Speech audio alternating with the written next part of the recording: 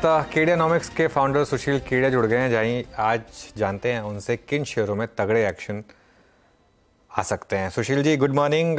तो बताइए आज की रॉकेट कॉल्स, किन स्टॉक्स पर भरोसा सबसे पहले? देखिए, तो आज भी है एक रॉकेट जहां से हम शुरुआत इसकी कर सकते हैं, वो है क्लीन साइंस। मैं आपको इसकी चार्ट बताऊं, बहुत अच्छी कंपनी है और चार्ट भी इसका बहुत बेहतरीन है। परिणाम इसके ठीक थे कल, और ये देखिए आपके सामने क्लीन साइंस की जो चार्ट आ गई, तो ये काफी डीप करेक्शन साल भर से ज्यादा का 1.5 साल तक का देने के बाद अब ये स्टॉक ने मुझे लगता है फाइनल लॉन्ग टर्म बॉटम बना दिया है। हमने कंजर्वेटिवली इस पे अभी यही कॉल निकाला है कि हम अभी यहाँ से 1900 तक इसको देखेंगे। 1900 के बाद हो सकता है हम इसके टारगेट्स चार्ट जैसी बन जाए, तो हो सकता है बड़े टारगेट्स भी बन जाए, पर ये 1300 से 1350 से 1900 तो मुझे बड़ा फटाफट जाते लगता है।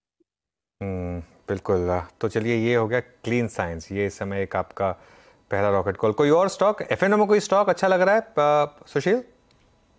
देखिए अनुज, जो एफएनओ में अभी ज्यादा ट्रेडिंग की अपॉर्चुनिटीज बन रही है, कुछ शॉर्ट कॉल्स भी हैं, कुछ लॉन्ग कॉल्स भी हैं। पर अगर अगर हम कल जैसे एबीएफआरएल का वापस जो हाहाकार मच गया और हमारे क्लाइंट्स ने कल लिया इसको, अब 200 रुपए के आसपास का पुल बैक में मैं किसी को भी ये कह सकता हूँ कि भैया 200 रुपए के पुल बैक में इसको 2-4 रुपए के स्टॉप लॉस से कोई भी ले सकता है।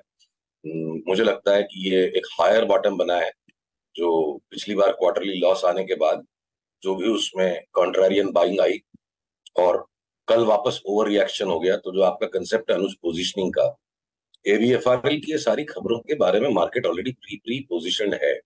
तो एबीएफआरएल एक कॉन्ट्रा ट्रेड लगता है। बंधन बैंक को भी हमारे पुल बैक में वापस लेंगे। जीएनएफसी में भी जो कल जिस तरह से खराब रिजल्ट में लोगों ने हाहाकार मचा दिया, मैं ए ग्रुप है इसलिए उसको सिर्फ ट्रेडिंग करने के लिए, सट्टे के लिए नहीं लेना, कोई डिलीवरी उठा के बैठे तो मुझे लगता है इसका भाव साल भर में 3 गुना हो जाएगा।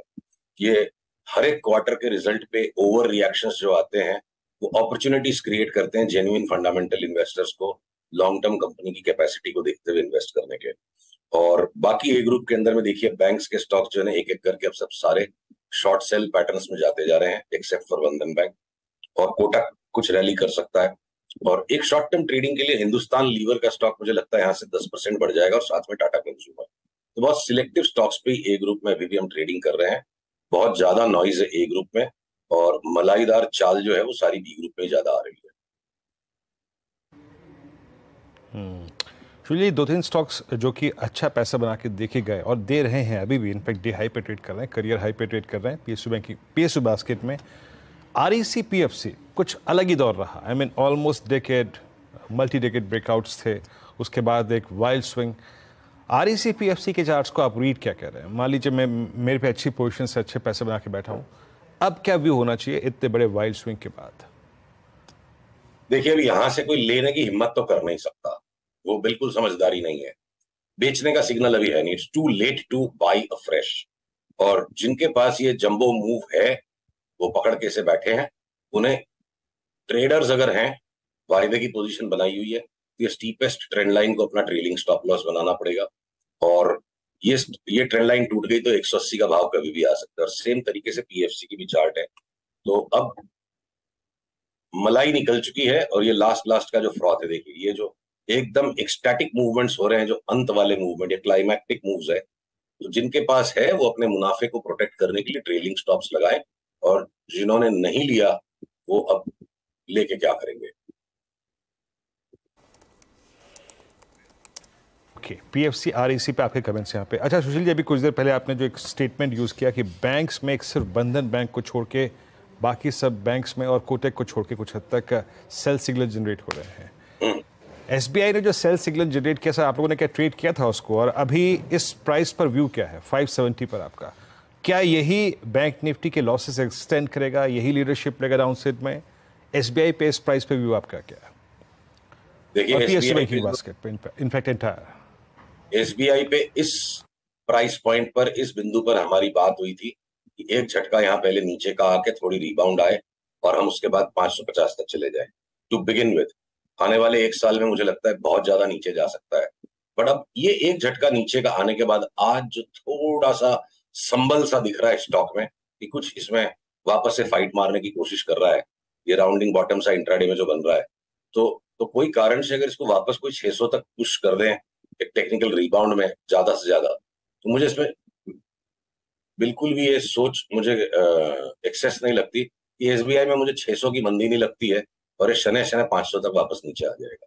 इस वक्त हम 575 है, तो 25 रुपए की एक रिबाउंड आ जाए तो आ जाए, और नहीं भी आई तो 10-15-20 रुपए में भी ऊपर रिबाउंड करके अगर घूम जाएगा तो उसको बेचेंगे। अब एसबीआई हमारे लिए अगले 6-7 महीने सेल ऑन रैलीज है, इसे हमने लेना ही नहीं है। पर और मैं आपका व्यू चाहूंगा। सबसे पहले फार्मा से शुरुआत करते हैं, जहां पर बहुत शानदार मोमेंटम रहा है सुशील, खासतौर से सिप्ला लुपिन, इन दो स्टॉक्स में। यहां पर अब क्या व्यू होगा? अब देखिए, सिप्ला तो बिल्कुल से जो फटता चला गया, अब यहाँ एक रेजिस्टेंस लाइन के हम करीब आ रहे हैं, एक्सट्रीमली ओवरबॉट है। तो जिस तरह से यहाँ लेने की हिम्मत बनाना जरूरी थी, अब यहाँ आगे पीछे कहीं ना कहीं बेच के मुनाफा बुक करना पड़ेगा। कोई ये हर भाव पे लेते ही चले जाए, इस तरह का न तो ये बाजार है न स्टॉक है। ठीक है, इसमें कोई लार्ज बड़े प्लेसमेंट की बात चल रही है, और एक बड़ा एग्जिट भी इसका मतलब बनता है। कोई बड़ा फंड आके माल ले रहा है तो किसी का माल छूट रहा है। अब ये इस तरह की रेजिस्टेंस लाइन और इतने एक्सट्रीमली ओवरबॉट स्टॉक में सिप्ला में मैं तो यहाँ नई खरीदारी की सलाह दे नहीं सकता। आप ये ट्रेलिंग स्टॉप लॉस लाइन को बनाए रखिए, जिस दिन ये टूट जाती है मुनाफा बुक कीजिए और निकल जाइए।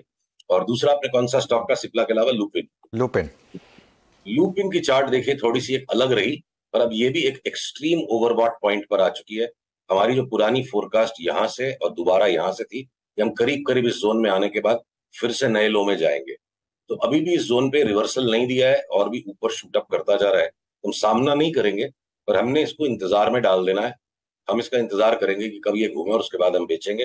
अगर ये नहीं घूमेगा और भी चलता चला जाएगा, तो हर चीज पे राइट होना और हर मूवमेंट में पैसा कमाना हमारा धर्म और दायित्व दोनों ही नहीं है। तो ये एक्सट्रीम ओवरबॉट है, वेव काउंट्स पूरी हैं। अब कोई भी कारण से अगर ओवर स्ट्रेच हो भी रहा है, तो जिनके पास है वो अपना संभाले, अपनी ट्रेलिंग स्टॉप लॉस लाइन रखें। या नई एंट्री की सलाह मैं बिल्कुल नहीं दे सकता। कल आपने एक ट्वीट किया था, काफ़ी चर्चा हो रही थी इस ट्वीट की, कि जोमेटो और टोमेटो दोनों 50 रुपए पे वापस खरीदने को मिलेंगे। तो वो जेस्ट में बोला था या सीरियस हैं आप? देखिए, सीरियस है। जोमेटो की चार्ट आप सामने देख लीजिए, ठीक है। अब 10,000 करोड़ का मुनाफा कोई कमा लेगा, वो तो हर आदमी सोचता है मैं ये कमा लूंगा, वो कमा लूंगा। सबकी अपनी अपनी सोच है, सबकी अपनी अपनी ख्वाहिशें हैं। पर इस तरह के कोई एंट्री बैरियर का बिजनेस है कि जहां पर आप रेस्टोरेंट के प्राइस से 30% ऊपर माल बेच लोगे, तो दूसरे लोग इस बिजनेस में नहीं घुसेंगे, आपको लाल नहीं मचेगा। आप स्टॉक के पैटर्न्स को देखिए। लिस्टिंग के टाइम से जो 5 वेव में कोलैप्स आया, ये बेसिकली एक्सट्रीम ओवरवैल्यूड स्टॉक था, और वैल्यू क्रिएशन है नहीं, वैल्यू डिस्ट्रक्शन है इस कंपनी। चार्ट के पैटर्न्स ये बताते हैं, इस तरह का चार्ट बिहेवियर होता है जब वैल्यू क्रिएशन ही वैल्यू डिस्ट्रक्शन है, बैलेंस शीट की इंजीनियरिंग है। और अब ये जो आई है, एक मैसिव रैली है एबीसी वेव, और ये कल जो है ना, ग्रेवस्टोन दोजी जो बन गया, तो मतलब जो होना था रिजल्ट का, ये ऑलरेडी यहाँ हो लिया। आपकी प्री पोजिशनिंग का कंसेप्ट देखिए, ग्रेवस्टोन दोजी और आज ये रिवर्सल। अब 87.75 ये बिंदु को जिस दिन ये तोड़ देगा, तो मैं वापस से उस ट्वीट को रीट्वीट करूंगा कि टमाटर का भाव 190, जोमेटो का भाव 90, और दोनों 40 के नीचे चले जाएंगे। 87.75 जब तक नहीं तोड़ता है, हो सकता है एक और नया हाई आ जाए। तो एक बार मुनाफा आ गया, अरे भाई, मुनाफा कमाना आपका दायित्व है, हर व्यापार का मुनाफा कमाना दायित्व है। निवेशक उसी कंपनी में रहेंगे जहां मुनाफा बने। मुनाफा बन गया इसलिए मतलब इसका कुछ भी भाव कर देंगे, ये तो कोई लॉजिक नहीं है, कोई इन्वेस्टिंग भी नहीं है, ये ट्रेडिंग भी। ट्रेडिंग करनी है तो जोमेटो को बेचिए और निकलिए यहाँ से। ये एक्सट्रीमली ओवरबॉट है, और 87.75 टूटने के साथ हम री एम्फसाइज करेंगे कि ये 40 रुपए में फिर मिलेगा अगले साल। बिल्कुल। वो सुशील, वो समीर अरोड़ा जी एक चीज़ बोलते थे कि फेंको तो लंबी फेंको, तो प्रॉफिट बोलना ही है तो 10,000 करोड़ ही बोलो। ठीक है, कम क्यों बोलना है ना? 10 बोला भाई, 20 बोल देते, क्या फर्क पड़ता है। और हमने भी 40 बोला है, हम भी 30 बोल सकते थे, 20 बोल सकते थे।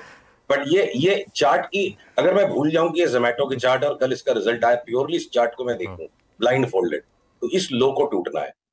जोमेटो की करेक्शन यहां खत्म नहीं हुई थी, ये एक लेग है, और ये सिर्फ इस करेक्शन का करेक्शन है। इसमें सीवियर वैल्यू डिस्ट्रक्शन आगे आएगा, और यही हमारी मान्यता। हमने अपने सारे निवेशकों को बोला, घर में 100 शेयर भी है जोमेटो का, तो बढ़िया भाव मिल रहा है, बेचो और निकलो यहाँ से। ओके, चलिए फिर एक आखिरी सवाल। एफएमसीजी बास्केट में कोई और स्टॉक जिस पर नजर हो आपकी, जो लेना हो यहाँ से?